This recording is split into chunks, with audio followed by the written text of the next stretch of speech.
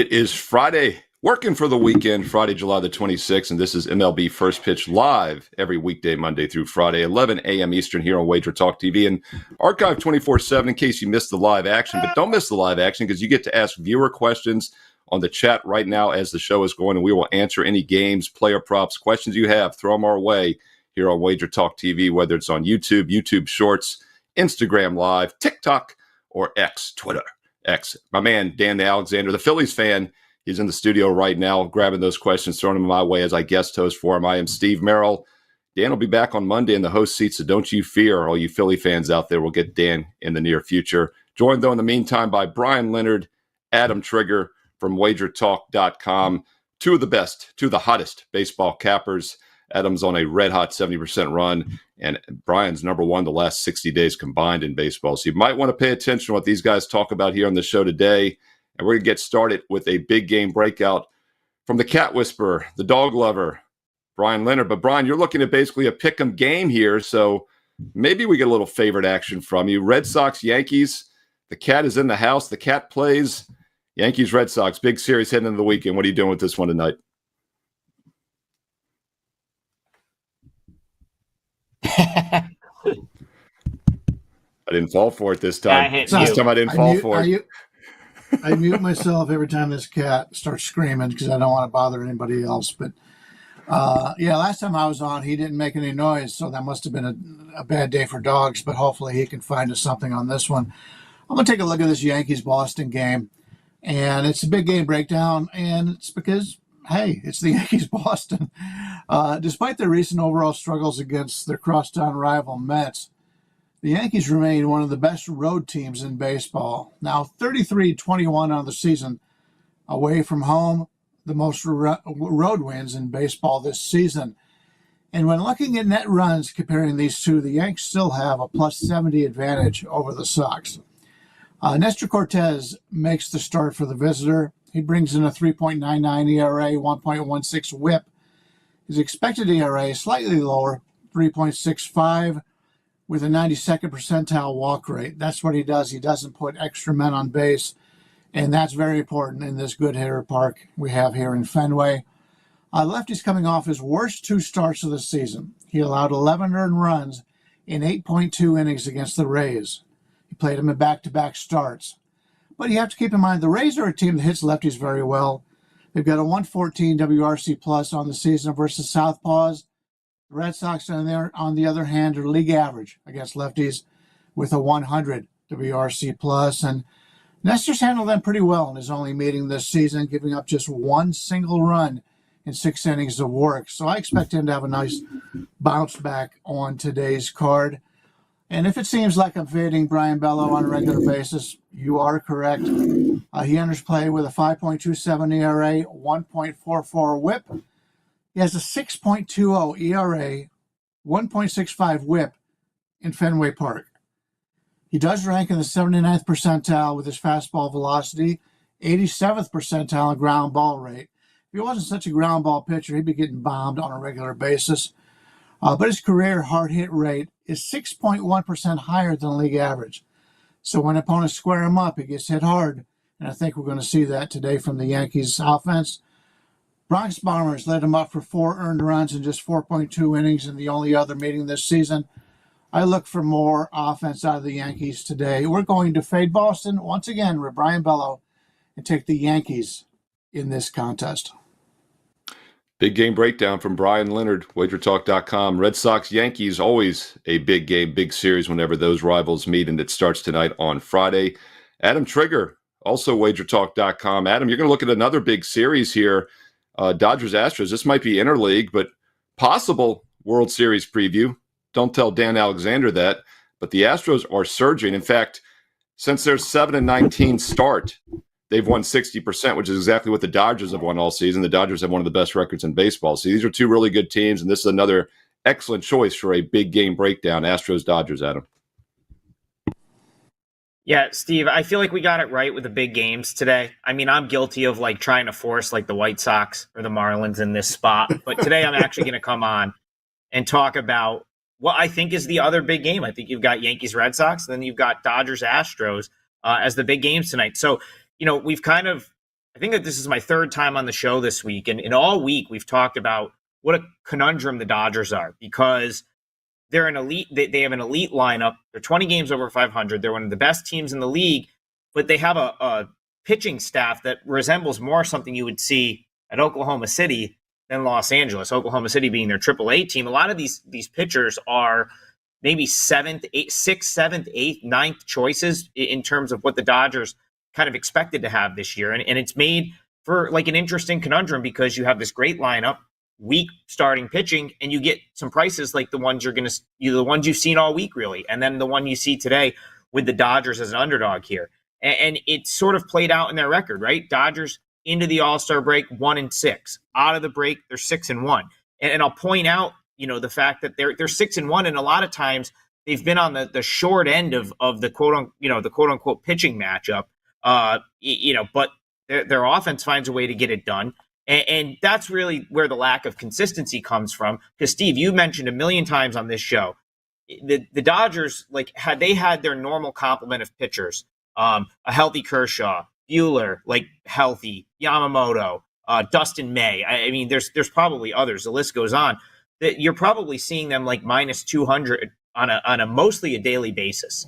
Maybe not on the road against the Astros, but you expect them to be a big favorite.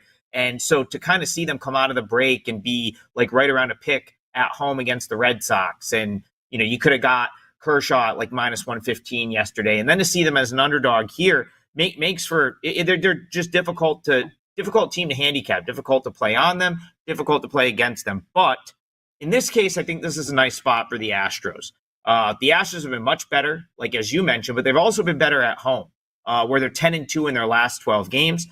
And they have who's easily been their best starter on the mound, and Framber Valdez. The Astros have won his last 5 starts. He's posted a 2.97 ERA in those 5 starts. He's been kind of the one guy in this rotation they've been able to count on. At least for the majority of the season, and certainly recently. My one concern here with Valdez is he's walked 17 batters in his last 6 starts. And you cannot do that against the Dodgers. This is the one team you just can't give free base runners. They're too good 1-9, even without Mookie Betts. And with whoever they have in the lineup, they capitalize on mistakes. They did it to the Red Sox all weekend. I guess that's my main concern here. Probably the reason we're talking about it here, and it's not, on my client card. But I will point out some things in his favor. He owned Shohei Ohtani. Ohtani's 4 for 34 against Valdez in his career. Obviously, a lot of those at-bats were Ohtani's time with the Angels, but still, hitting a $118 in that sample, 12 strikeouts, one of the Dodgers' best hitters. That's certainly, something that's worth pointing out. And I also, this is just a hunch here, but I wonder if we could see Freddie Freeman get a day off. He's really been slumping at the plate the last couple weeks. Just 191 batting average his last 13 games. I read his son went to the hospital on Wednesday. I know he played yesterday, but you have to wonder if the team just says, hey, stay back a day, get that figured out, and gives him a day off, because when you're 20 games over 500, you've got the luxury to do such things. And I think if Freeman ends up not being in the lineup tonight, you'll probably see this price spike a little bit and move even more toward the Astros' favor. On the other side, I think you've got Gavin Stone. He's another one of those 4-egg, starters that the Dodgers have been trotting out there. He's pitched well, but I think he's building to a bad start. The reason I say that, hasn't gotten past the 5th inning in his last 3 starts. And he's only accumulated in 3 starts. He's only accumulated 12.2 innings, 22 hits in the last, in those last 3 starts in just 12 innings against Gavin Stone, and yet hasn't really paid for it yet. And I think he might get punished here. So, man, it's tough for me to play against the Dodgers, especially when they're an underdog, but this sure seems like the right spot to do it. I lean toward the Astros here. Yeah, I mean, all week long we've seen the Dodgers as a small favorite, and now we see them as a dog. And this is, once again, an LA Dodgers team that's on the season has underachieved by being 62-42 compared to what a lot of people thought they might do when the season goes. Right. But this is a great series, and the Astros, as I mentioned earlier, they're playing over 60% baseball after that 7-19 start. Excellent game tonight, and Valdez, Framber is one of the few guys in baseball that goes 7 or 8 innings. So, that's something else to keep in mind when he's on the mound as far as props and bullpen usage and what else for Houston. Big game breakdown, Adam Trigger, WagerTalk.com. All right, get the questions coming. Live chat is open. Dan Alexander's in the studio right now throwing the questions my way. Which games do you all want to talk about here in the next 30 minutes or so? And don't forget, Wager Talk today is live at noon Eastern right after the show here. I will be guest hosting with Teddy Covers today, so it is a Prez-free zone. You are safe to watch. But viewer alert, it is not a Canadian-free zone. Carmen Bianco, one of the greatest Canadians in history, is on the show. So it's an extra reason to watch. And we also have Yanni the Greek and Andy Lang, the prop master. Wager Talk today at noon Eastern. And it's also Fill Your Cart Friday. Very special offer. Instant 25% discount on everything you can fit in your shopping cart. Get Bryan, Leonard, get Adam Trigger, get myself, Steve Merrill, any and all cappers you want at WagerTalk.com. Fill your cart with any daily packages or all access packages, and you get an instant 25% off this Friday only until the clock strikes midnight. So check that out at WagerTalk.com.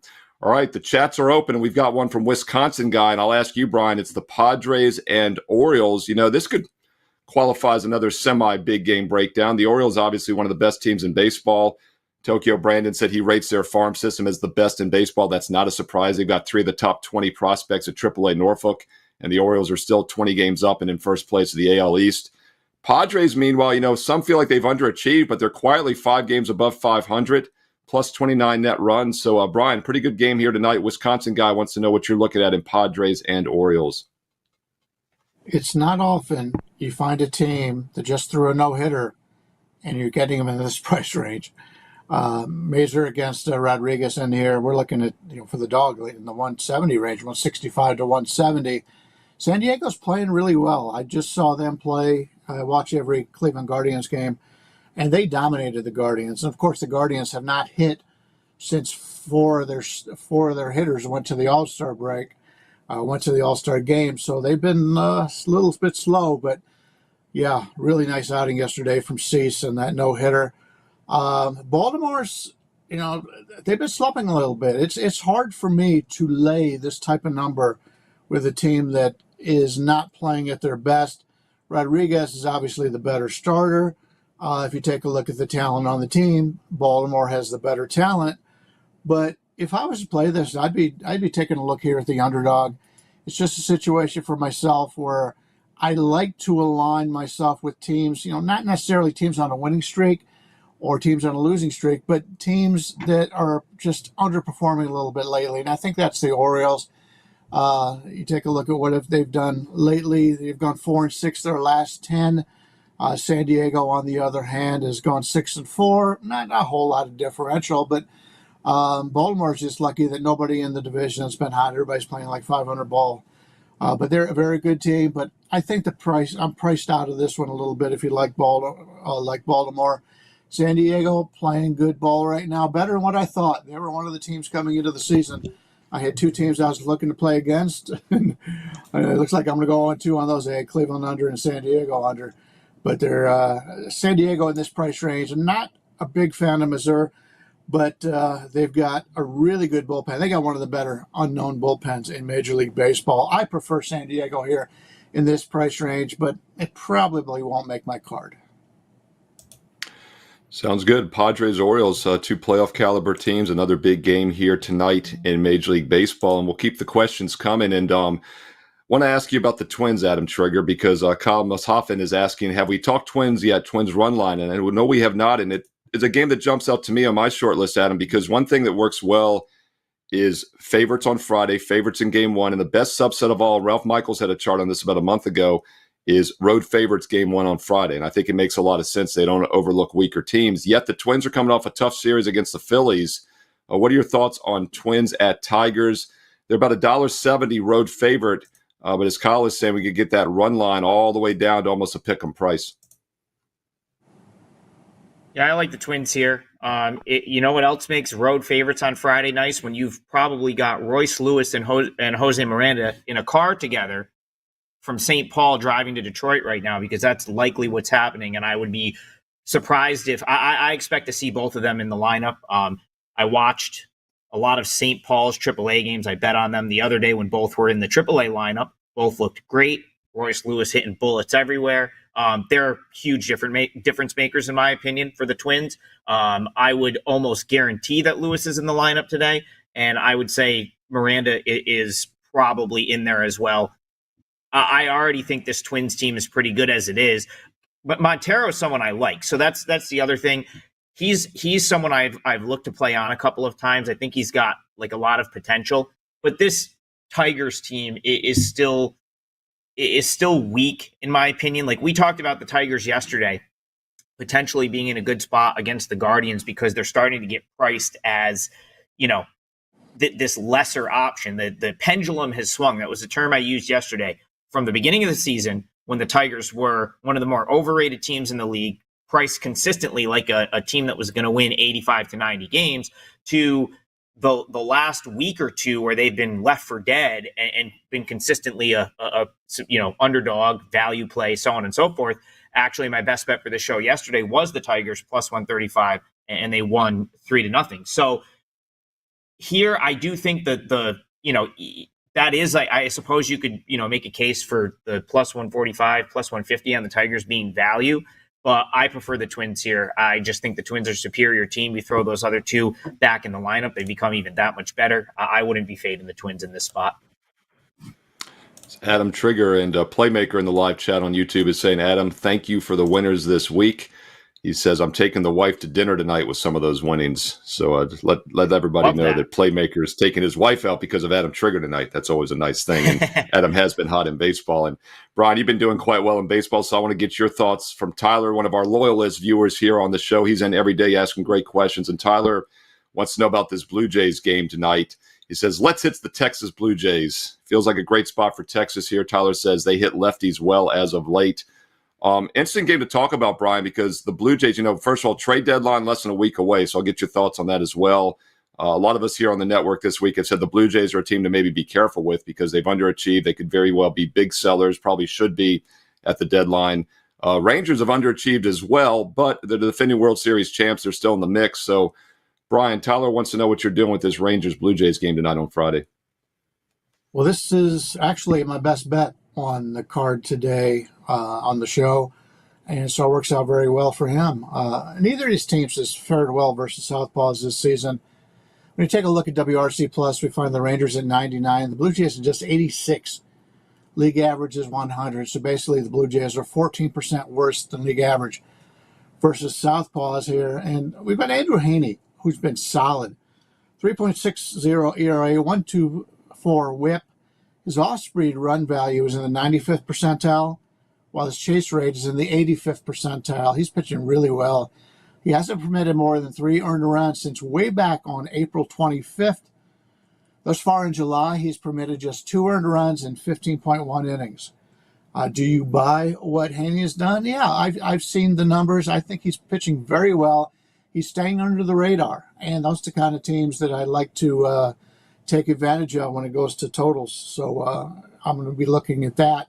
Also, Yusei Kikuchi has had pedestrian numbers on the season. You take a look at his regular stats, 4.54 ERA, 1.31 whip, but his advanced stats show a different story here. His expected ERA drops to 3.99, and his fastball velocity, whiff percentile, strikeout and walk rates all rank in the mid-70th percentiles. Those are pretty good. Those should not give you an ERA of 4.54 this far into the season. I always like to look at extension, which is how far the pitcher reaches towards the home plate, which gives you less time to react. His extension is in the 91st percentile.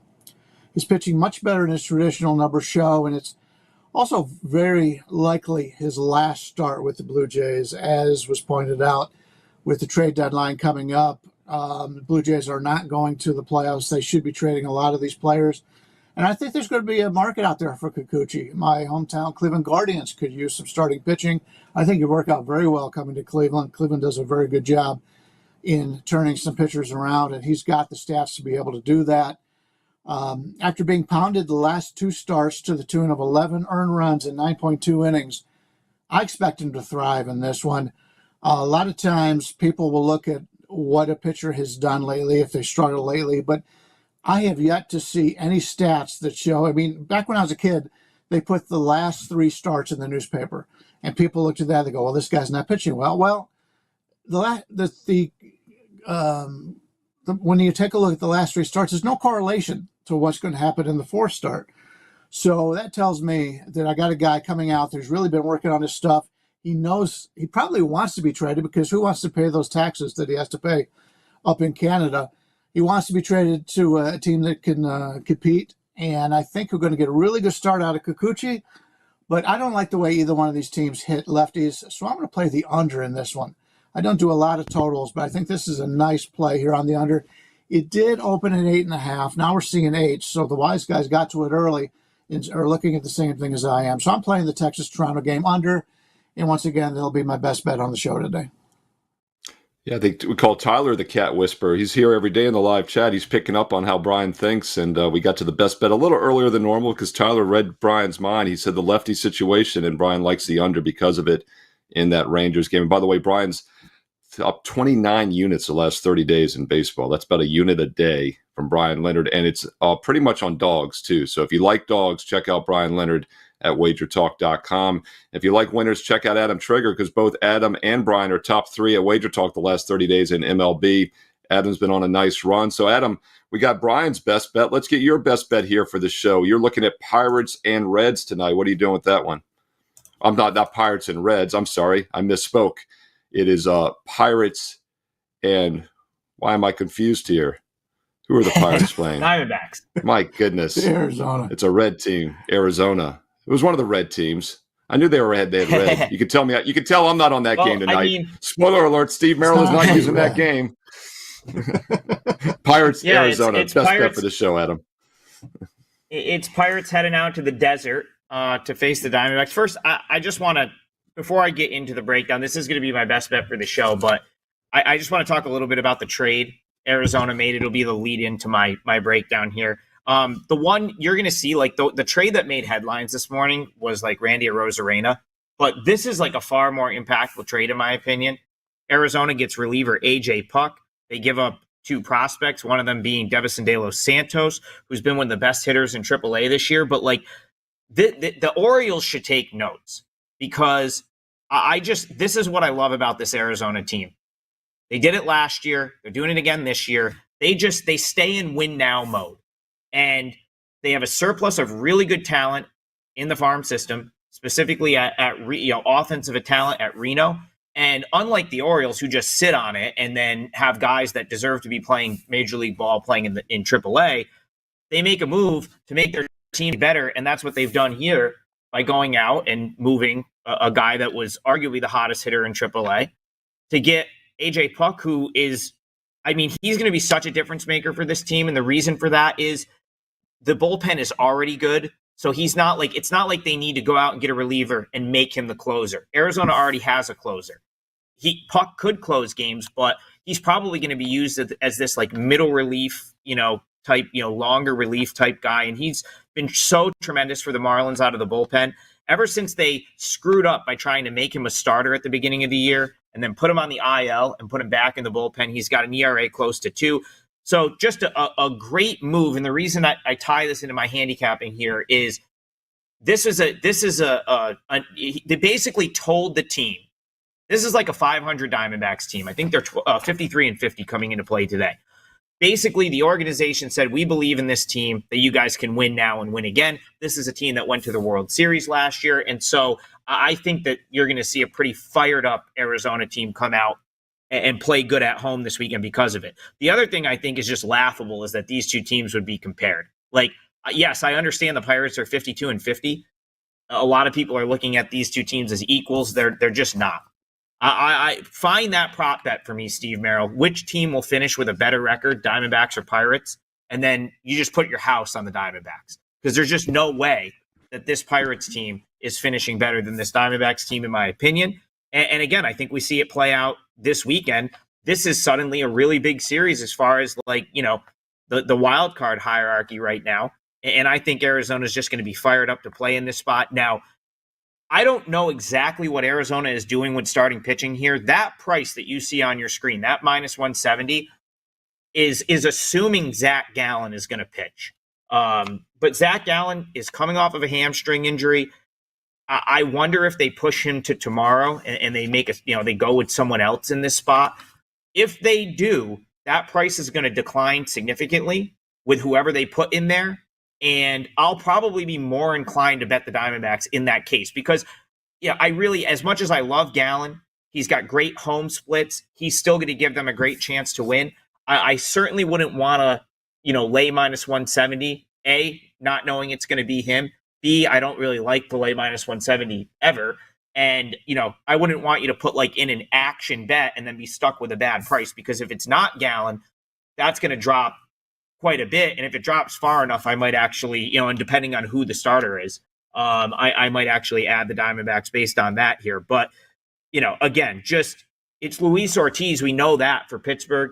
He's a guy that's, I like him better as the bulk innings reliever. He's been tremendous as a starter, but I think that's a little bit of short-term sort of, positive variance right there. I don't know that Luis Ortiz is just going to be, regularly firing 6 innings of shutout ball. So I'd be willing to sort of fade him going forward. And then just again, when we talk about these two teams next to each other, the Diamondbacks lineup is much better. Their bullpen is a lot better. That's been one of the sort of weaknesses of this year's Pirate team, in my opinion. They don't have, kind of the bullpen that they did last year. So again, these two teams not equal. I will find a spot to play Arizona this weekend. I just didn't really want to lay minus 170 with the uncertainty of Gallen and the fact that I know he's kind of dealing with a hamstring injury. But I still think Arizona's going to find a way. They're just far superior. So Diamondbacks best bet for the show. Check back with me on Twitter at TopFlightSI. If there is a pitching change and I do decide to play this, I will post it there. I like it. And that's at TopFlightSI on Twitter for Adam Trigger on X. And speaking of Twitter, Ralph Michaels, a great follow as well, at Cal Sports LV. And Ralph points out on Twitter today that the longest no-run first inning streak coming into Friday is Pittsburgh. 5 straight no-run first innings for the Pirates. We'll see if it'll be 6 tonight in that game. And that's from Ralph Michaels at Cal Sports LV. And speaking of no-runs first innings, we'll get to those in a moment. We do have some people asking. Playmaker is asking if either of you guys have a no-run first inning play. I know it's probably not your wheelhouse. It's not really mine. So think about that for a moment, Adam. I'll get back to you on maybe a player prop or a first inning prop. But Bryan, a lot of people are asking about the Reds and Rays. Maybe it's because I said Rays and Pirates. I put those Central Division teams together, but it's the Reds and Rays they're playing. And Adam just mentioned the trade, and the Reds are playing them. So let's talk Rays, Reds, Bryan Leonard. Any thoughts on this game? Some people are asking in the live chat. Yeah, Randy Rosarina traded from Tampa Bay, going to Seattle. Seattle needs some hitters, I got to tell you, but Rosarina is having a down year. He is playing a lot better lately. I think I saw that his batting average was 290 over the last month. So he is a talented guy that goes to Seattle, but that clears some room for Tampa Bay. Tampa Bay's got so many good prospects. They need to start trading away some of these higher-priced players, and they've done that in this one. Tampa Bay facing a lefty. We've got to take a look at that. So far on this season, we're looking at 115 WRC plus. So they do hit lefties very well, and they're getting a very good one today in Cincinnati with Nick Lodolo. When he's healthy, he's been terrific, and he's gone up against Shane Baz, who's the same situation. He's a very good pitcher in the majors when he is healthy, and he has not been healthy very often. So you got two guys that if they're here and they're healthy, I guess expect more of an under here. The line basically is what are we looking at here? Cincinnati. I'm looking at like a 105. Basically, it's a pick 'em either way. 7.5 on the total. I would probably lean with the under a little bit. If it was 8, it may make my card. But I like both of these pitchers. Yeah, but Tampa Bay has hit lefties pretty well. So I would lean a little bit with Tampa Bay. Don't know how long Baz is going to go because he's still on a little bit of a pitch count coming in with his injury history. But I think Tampa Bay at home is got a little bit of value here. Maybe play the Cincinnati team total under, something like that. But slight lean with Tampa Bay here, but it's probably another game where it won't make my card. Once again, that trade deadline, a few days remaining till the end of this month here, so we're going to see more action, something to keep an eye on this weekend as well when you're handicapping these games. Let's not forget about YouTube Shorts, live on YouTube Shorts, and we do have some chat questions there, Adam Trigger. and one of them is about the Kansas City-Chicago Cub game. Gene Walker is saying, what about Kansas City minus 150? Adam, your thoughts on Cubs and Royals tonight on Friday? So, Steve, I'll answer two questions here, okay? Because someone had a question on the Nerfy. I don't know why we always just assume we have to play no run in the first inning. How about a run in the first inning? And I could see a run in the first inning in this game, and it's probably a decent price because I think these two teams have kind of played, well, certainly the Cubs have played under quite frequently of late. So, I think I had a stat here. In the second half, the Cubs have played 6 home games in the second half. They scored a total of 9 runs. So, certainly the market's going to be tilted toward, an under there or less scoring. But I don't like either of these pitchers. I know Bryan and I have kind of joked about Hendricks on this show a couple times. He actually pitched, I think that the time we did, he came out and just fired 6 shutout innings or something. So go figure. But he's still not a guy I'm really dying to back. At the same time, though, I would not be caught dead laying minus 150 with Brady Singer. And you guys know I like this Royals team. So that's saying a lot, right? There's not a chance I would back the Royals minus 60 with Singer on the mound. He's another pitcher that I'm not overly high on. So I think this would be a Yerfy, potentially. You're probably getting plus money. And my lean here is the over.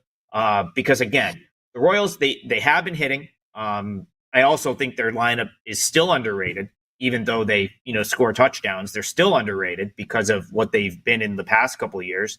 And the Cubs are going to hit eventually.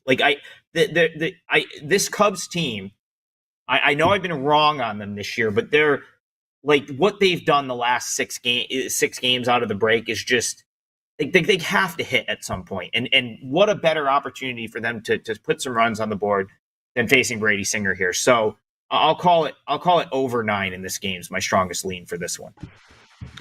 Yeah, it's the third highest total on the board out of all 15 games tonight on Friday. There's a couple of 9.5s out there, and this is a 9 to the over. So there should be some runs in this one in Kansas City, and that would make some sense on the first inning run. Yes, a game in which is going to be low scoring. Brian Leonard, we got a question from Fish Eye also in the YouTube Shorts chat.